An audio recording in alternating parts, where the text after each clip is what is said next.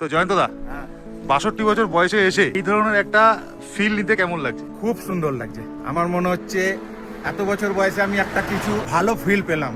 গাড়ি চালানোর একটা ফিল, যেটা আমরা এতদিন কলকাতায় চালিয়ে এসেছি গিঞ্জির মধ্যে, এই এত ফাঁকা রাস্তা, এত সুন্দর ওয়েদার আর এত সুন্দর প্রকৃতি মাঝখানে গাড়ি চালাচ্ছি, খুব সুন্দর লাগছে।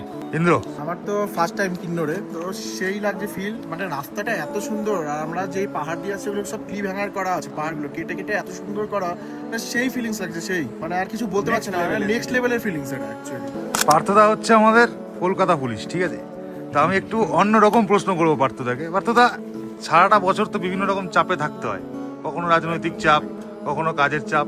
সেখান থেকে বেরিয়ে এই যে একটুখানি নিজেকে সময় দেওয়া, এইটার মানে কি দরকার আছে? তুমি তোমার পুলিশ মহলের জন্য এই একটা কথা বলো। না, অবশ্যই এটা আমার অনেক দিনের ইচ্ছে ছিল যে এরকম একটা স্পিতি রাইড বা লাদাখ রাইড করব। স্পিতি রাইড করেছি, অনেকদিন অপেক্ষার পর এটা হয়েছে। তো আমি বলবো যে মোটামুটি আমাদের তো খুব চাপে থাকতে হয় এবং প্রেশারে থাকতে হয়, তো ছুটি পাওয়া খুব মুশকিল হয়ে যায়। তো আমি বলবো সকালের একটু টাইম স্পেন্ড করে এরকম জায়গা ঘুরতে আইলে মোটামুটি ভালো লাগবে, ভালো লাগবে ভালো এবং লাগবে, মাইন্ড ফ্রেশ হয়ে যাবে এবং কাজে আরো এত এনার্জি সুন্দর- পাওয়া যাবে। একদম একদম একদম।